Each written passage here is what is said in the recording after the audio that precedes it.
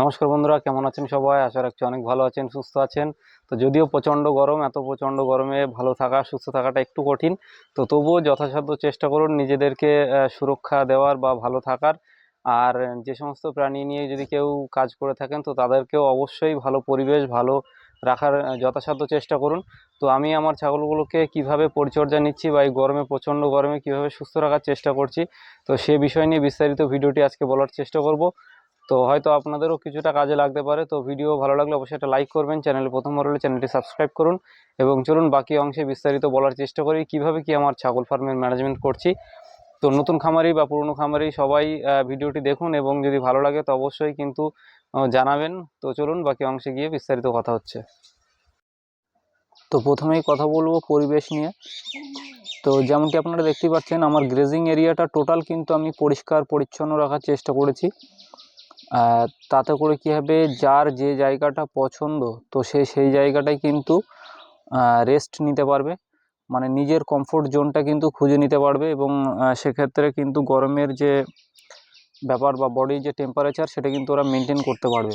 তো তার জন্য আমি গ্রেজিং এরিয়াটা টোটাল পরিষ্কার পরিচ্ছন্ন রাখছি। ইভেন ঘর সব কিছু টোটাল পরিষ্কার পরিচ্ছন্ন রাখার চেষ্টা করছি, যাতে করে তারা তাদের নিজেদের পছন্দ মতো জায়গাটা বেছে নেয় এবং সেখানে রেস্ট নিতে পারে। আর গ্রেজিং এরিয়াটা আমি কিন্তু রোজ বিকেলবেলা আমি কিন্তু ভিজিয়ে দিচ্ছি। যে বাড়িতে ব্যবহার করে যে পাম্পগুলো হয় ওগুলো দিয়ে আমি কিন্তু টোটাল ভিজিয়ে দিচ্ছি। ফলে গ্রেজিং এরিয়াটা যে রোদে খুব বেশি যে চড়া গরম বা খটখটে শুকনো সেরকমটা ব্যাপারটা নয়। তো দেখতেই পাচ্ছেন, হয়তো বুঝতে পারছেন যে ছায়া জায়গাগুলো একটু কালচে দেখাচ্ছে। তো সেক্ষেত্রে কিন্তু গ্রেজিং এরিয়ার ওই ছায়া জায়গাগুলো এখনও প্রপার শুকিয়ে পারেনি, হালকা হালকা কিন্তু ভিজা ভাব আছে। তো তার দরুন সেই সমস্ত জায়গাগুলো রেস্ট যখন তারা নেবে তো তাদের বডির টেম্পারেচারটা কিন্তু একটু ঠান্ডা মাটির সংস্পর্শে আসার দরুন একটু কম হবে।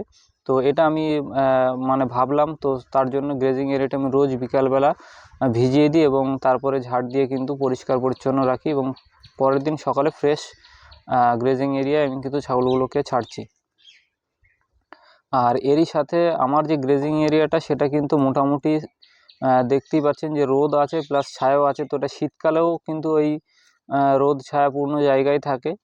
তো এক্ষেত্রে একটা সুবিধা যেটা হয় কি, শীতকালে ছাগলগুলো সম্পূর্ণ রোদে নিজেদেরকে টেম্পারেচার মানে নিতে পারে। আর গরমের সময় কি হয়, ওই ছায়া জায়গাগুলো গিয়ে টেম্পারেচারটা কিন্তু রিডিউস করতে পারে বডির। তো গ্রেজিং এরিয়া কিন্তু একটু মোটামুটি ছায়াপূর্ণ একটু রোদপূর্ণ এরকম জায়গা হলে দুটো সিজনেই কিন্তু আমাদের মেনলি ভালোভাবেই কাটতে পারে বা ছাগল সুস্থ থাকতে পারে। আর তারপরে যে জিনিসটা ফোকাস করছি সেটা হচ্ছে এদের খাদ্য ব্যবস্থাপনা বা যে জল যে ব্যাপারটা, জল খাওয়ানো এই সমস্ত ব্যাপার। প্রথমত পরিবেশটা আমি আপনাদেরকে বোঝানোর চেষ্টা করলাম। তো দ্বিতীয়ত যেটা হচ্ছে যে জল আমি কিন্তু সবসময় ছাগলের এখন গরমের দিনে কিন্তু জল দিয়েই রাখছি এবং জলটা কিছুটা সময় কিন্তু পরপর আমি চেঞ্জ করে দিচ্ছি এবং ফ্রেশ যে কলের জল সেটা কিন্তু আমি ব্যবহার করছি। তাহলে কী হয়, যে ঠান্ডা জলটা তারা কিন্তু খাচ্ছে এবং সেক্ষেত্রে বডির কিন্তু টেম্পারেচারটা অনেকটাই মেনটেন করার চেষ্টা করছে। তো এই ছাগলটি দেখুন, হয়তো 2-1 দিনের মধ্যেই বাচ্চা দেবে, ওলান সম্পূর্ণ দুধ চলে এসছে। তো দেখা যাক কেমন বাচ্চা হয়। আর কালকে সুলতানের ব্রিড করানো প্রথম বাচ্চা আমি দুটো পেয়েছি, মেল বাচ্চা, যেটা শর্টস ভিডিও আপনাদের সঙ্গে আমি শেয়ার করেছি। তো যেটা বলছিলাম, তো এই জলটা কিন্তু আমি রীতিমতো চেঞ্জ করছি কিছুটা সময় পরপর, এবং যাতে ঠান্ডা ফ্রেশ জলটা তারা খেতে পারে। আর জলের পাত্রটা আমি কিন্তু একটা ছায়া জায়গায় রেখেছি, যার দরুন রোদ যে পড়ে জলটা খুব বেশি তাড়াতাড়ি গরম হয়ে যাওয়ার যে ব্যাপার সেটা কিন্তু যাতে না হয়। তো তার জন্য আমি কিন্তু জলটা একটা ঠান্ডা জায়গায় আমি রাখার চেষ্টা করেছি। কয়েকদিন পর পর জলে আমি কিন্তু গুড় আর বিট লবণ আমি ইউজ করছি, কন্টিনিউয়াসলি না। তো 2-1 দিন পর পরই কিন্তু আমি জলে গুড় আর বিট লবণ আমি একটা অল্প পরিমাণে আমি কিন্তু ব্যবহার করছি। তো সেক্ষেত্রে জল খাওয়ার চাহিদাটা তাদের একটু বাড়ছে এবং সেক্ষেত্রে বডি টেম্পারেচার কিন্তু জল বেশি খেলে একটা মেনটেন থাকবে, এরকম কিন্তু আমার একটা বেসিক কনসেপ্টে আসে। তো এরই একটা ব্যাপার, যেটা আমার এক বন্ধু খামারি ভাই আমাকে ফোন করে জানায়। তো সে কিন্তু ইউটিউব দেখে ওই যে একটা সবাই বলে যে জল খাওয়ালে অতিরিক্ত ছাগল ভালো থাকে বা হেলদি থাকে। তো সেই হেলদি রাখার চক্করে তার কিন্তু 3টে ছাগল মারা যায়। কারণটা বলি, তো সে কি করেছিল, ভুট্টা আর যে আমাদের খুদ আর ভুসি সেটা কিন্তু অতিরিক্ত জলের সাথে মিশিয়ে দেয়। এর ফলে কি হয়, ছাগলগুলো ওই ভুট্টা আর ওই ভুসি খাওয়ার জন্য এতটাই পরিমাণে জল তারা ইনটেক করে যে কিনা ওই ছাগলগুলো আর যে নিঃশ্বাস প্রশ্বাস নেওয়ার জন্য যে মানে ফুসফুসটা যে ফুলবে সেই জায়গাটাও কিন্তু ছিল না। এবং মোটামুটি 10 থেকে 15 মিনিট, সে যতটা জানায় 10 থেকে 15 মিনিটের মধ্যেই কিন্তু ওই জল খাওয়ার পরপরই কিন্তু ছাগলগুলো মারা যায়। কেন এতটা পরিমাণে কিন্তু তারা ওই ভুট্টা আর ভুসিটা খাওয়ার জন্য এতটা পরিমাণে জল খেয়ে ফেলে যে তার পক্ষে আর নিঃশ্বাস প্রশ্বাস নেওয়া সম্ভব হয়নি। এবং জল খাওয়ার পরপরই সে 2-3 বার প্রস্রাব করে এবং তারপরে কিন্তু যে একটা শ্বাস প্রশ্বাস যে কষ্ট সেই ওইভাবেই কিন্তু মারা যায়। তো ইউটিউব দেখে এক্সপেরিমেন্ট করার আগে অবশ্যই একবার করে ভেবে দেখবেন। এবং এক্সপেরিমেন্ট করার আগে ছোটোখাটোভাবে একবার ট্রাই করে দেখে তারপরে কিন্তু এক্সপেরিমেন্ট করবেন। খুব বেশি যে প্রথমেই দেখে একেবারে মানে এইটা করলে সফল হয়ে যাব সেরকমভাবেই শুরু করলেই কিন্তু মুশকিল। তো ইউটিউব দেখে সব কিছু কিন্তু বাস্তবে করতে যাবে না, তো তাতে হিতে বিপরীত হওয়ার কিন্তু একটা প্রবণতা আছে, যেমনটি ওই দাদা ভাইয়ের বা ওই বন্ধুটির হলো।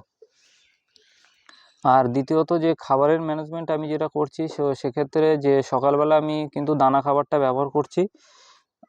মেনলি ছাগল ছাড়ার পরপরই আমি দানা খাবার প্লাস ঘাস দুটোই কম্বিনেশন আমি ছাগলকে খাওয়াই। তো দানা খাবারটা আমি সকালবেলা ছাগল ছাড়ার পরপরই আমি ইউজ করি।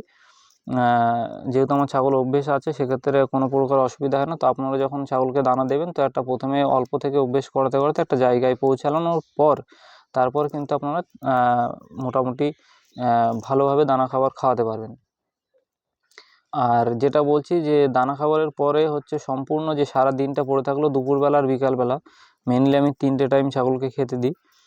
তো দুপুরবেলা আর বিকালবেলা আমি কিন্তু সম্পূর্ণ আমার ছাগল ঘাসের উপরেই থাকে।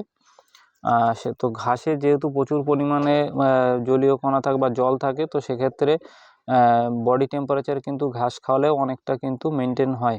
তো সেক্ষেত্রে হিটস্ট্রোক বা যে সমস্ত সমস্যাগুলো সেগুলো কিন্তু অনেক সময় আসে না। আর আমি দেখানোর চেষ্টা করছি যে আমার গ্রেজিং এরিয়া বলুন, ঘর বলুন, আমি কতটা কি পরিষ্কার রাখার চেষ্টা করি, তাতে করে যেখানে যার পছন্দ হবে সেই জায়গাটা যেন সে বেছে নিয়ে একটু কমফোর্ট জোনে সে থাকতে পারে, সেটা আমি রীতিমতো চেষ্টা করি। এবং এইটা করতে কিন্তু আমার প্রচুর বেশ পরিশ্রম হয়।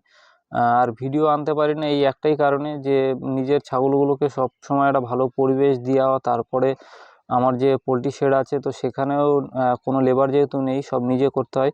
তো সেক্ষেত্রে কিন্তু আমাদের একটা হিউজ পরিমাণে কাজের চাপ পার ডে থাকে। আর তারপরে বিচুলিও বাজারে সেল করি, মোটামুটি 10 থেকে 15টা দোকান আমাদের ঠিক করা আছে। তো সেক্ষেত্রে একটা ডেলি কিন্তু ব্যস্ততার মধ্যে দিয়েই কাটে। তো তার দরুনই ভিডিও আপনাদের সঙ্গে শেয়ার করতে এত লেট হয়। তো তাছাড়া আর অন্য কিছু নয়। তো এই গেল মোটামুটি ফিড ম্যানেজমেন্ট আর হচ্ছে জল আর পরিবেশ, তো 3টে জিনিস, এইগুলো আপনারা একটু মানে খেয়ালে রাখুন। তো অবশ্যই সেক্ষেত্রে ছাগলগুলো সুস্থ থাকবে এবং ভালো থাকবে।